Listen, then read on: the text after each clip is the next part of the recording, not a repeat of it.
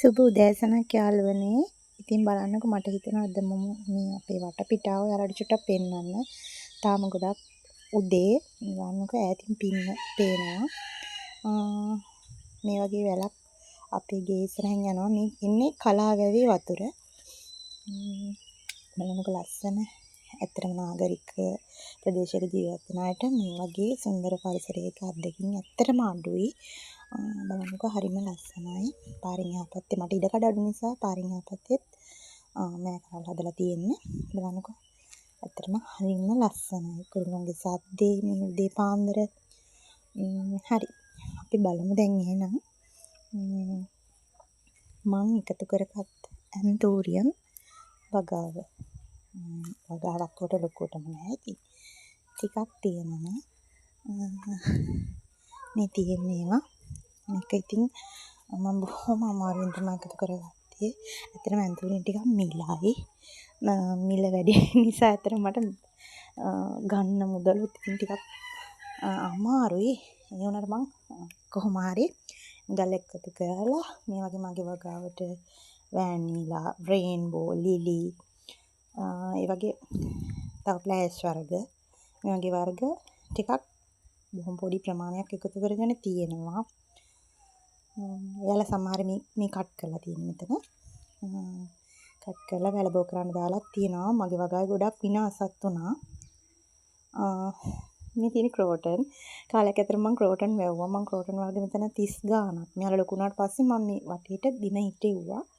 30 ගාණක් මේ වටේම ප්‍රදේශෙ තියෙනවා. බලමු අපි ගිය පැත්තට ගිහිල්ලා. මේ තියෙන ජම්බු ගහක්. ඇත්තට මේක මම දුවගේ අවුරුදු පන්දිනේට හිටෙව්වේ. දැන් අවුරුදු 11ක්. මේ තියෙන ඒකට මම මේ වගේ උඩ වැඩිය වර්ග මේ වගේ අරලා තියෙනවා.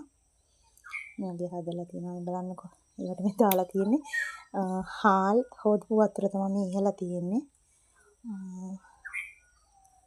බලන්න. හරිම ලස්සනයි. මේ මල් බොහොම සීමිත ප්‍රමාණයක් තමයි මිදුළු හිටවලා තියෙනවා. මුදල් සල්ලි වලට නම් තියෙන්නේ. මම ඇත්තට මගේ ගම ගම්පහ. මම ගහ වෙලා ඉන්නේ අනුරාධපුරේට. මම ගම්පහ ගිහම ඇත්තට මෙහින් ගෙනාපු මල් තමයි හිටවලා තියෙන්නේ. මේ තියෙන බෙහෙත් ගොටු කළ. ඇත්තට මේ පොල් ගස්සට මොකුත් මල් වර්ග හදන්න බෑ. පොඩි වෙනවනේ පොල් කඩනකොට. ඒ නිසා මම බෙහෙත් ගොටු කළ හදලා තියෙන්නේ. ඒක අපිට ප්‍රයෝජන ගන්න පුළුවන් ඇත්තටම. මේ PCS රෝස් පාට මෙතන තියෙනවා. මට බලන්නකෝ. මෙන්න මෙයා. මම සල්ලි වලට ගත්තේ චූටි පැලයක්. ලස්සනයි. යාගේ නම නම් දන්නේ නැහැ මම. මේ බේබි රෝස්. ඒක ඇත්තට මම මේ ගෙදරට එනකොට මේ වත්තේ තිබුණා. ලස්සන රෝස් පාට PCS. හරිම ලස්සනයි. ඇත්තටම ලස්සන මාරම ලස්සනක්. උදේට ඇත්තටම ගෙදරින් එළියට ඇවිල්ලා මේ අර ගෙදරින් දොරින් එළියට ඇවිල්ලා මේ වටපිටාව දකින්නකොට ගොඩාක්ම ලස්සනයි. ඒක ඉතින් හරිම ඇත්තටම මම අර ගම්පහ ඉඳලා දැන් අනුරාධපුරේ ඇත්තටම මේ වෙනස මට දැනෙනවා ඇත්තටම. මේ PCS වර්ග ඇත්තන රතු පාට තිබුණේ. මේ වැලෙත් කහ පාට මලක් තිබෙනවා. හරිම ලස්සනයි.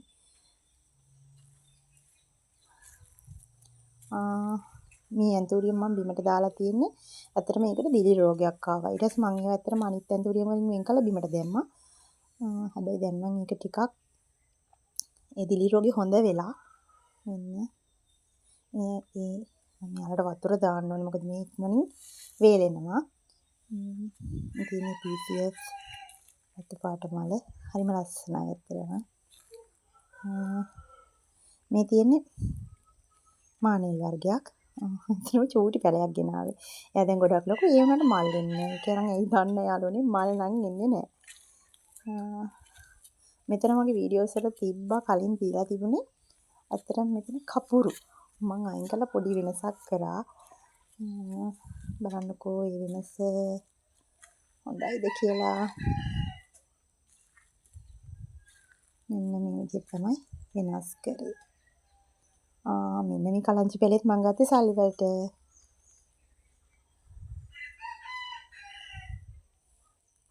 මේ බලන්න යනවනේ මෙතන තියෙන දිය රෝස.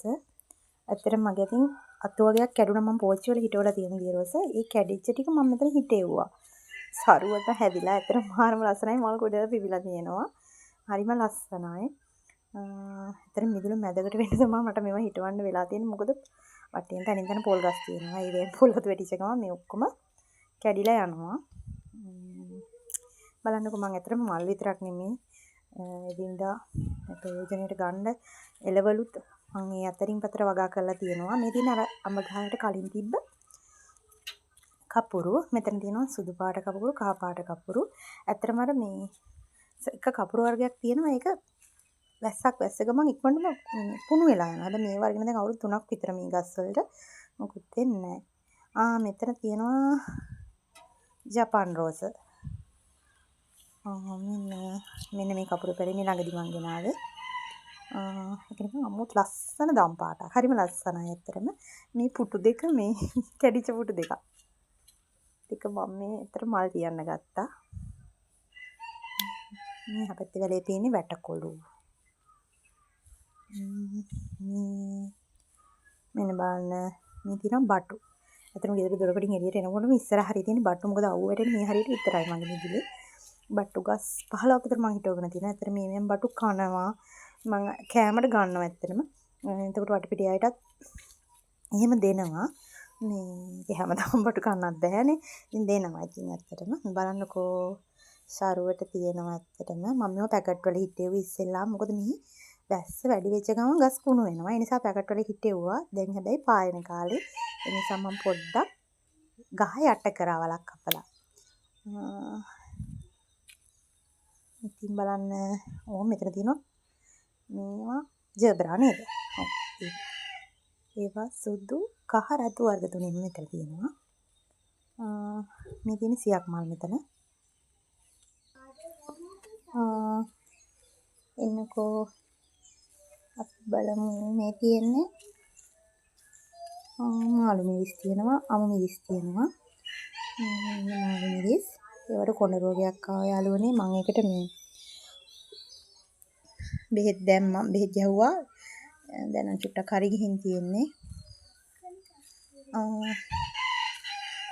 මම හරි ඇත්තටම ගොඩක් ආසයි මාළුන්ට විසිතුරු මසුන් නැති කරන්න ඇත්තටම ගොඩක් කැමැති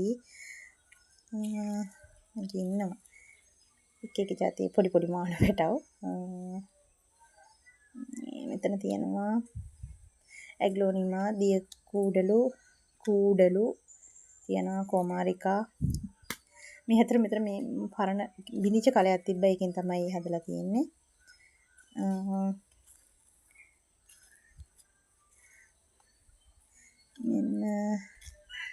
මෙතන වර්ග ගොඩක් තිබුණා දැන් ඒවා කුණු වෙලා මේ ඒවත් කුණු වෙලා මොකක්ද වුණාම ඇත්තටම ගස් වලට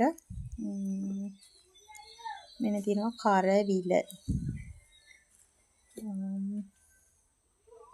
බලන්නකො මෙන්න ඇත්තටම දවස් 4කට 5කට සැරයක් මම ඇත්තටම මේ කරවිල කඩලා ගන්නවා කරවිල සම්බෝල හදනවා කරවිල මාළු හදනවා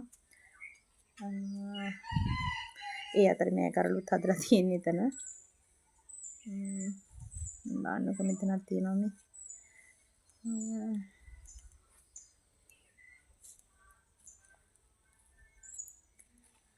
මෙන්න මට ඉතින් පෝච්චි තියාගන්න ඇතරම ගොඩ ලොකු ඉඩක් නැහැ මේ විදිහට ඉතින් එක එක මල් වර්ග මේ විදිහට ඉතින් අහක දාන භාජනවල එහෙම හිටවලා මේ විදිහට තියෙනවා මෙන්න මම බුදු පහන තියෙන තැන මෙතනින් ගෙදර ඇතුල් වෙන්නේ මෙන්න ගේ දොරකඩට ආවහම මට මගේ වටපිටාව පේන විදිහ. අතර හරිම ලස්සනයි උදේට නැගිටලා කෙලින්ම එළියට වෙලා බලනකොට පේන්නේ ඇත්තටම දෙල්යාය පාර ඇල මේ ගස් කොළන්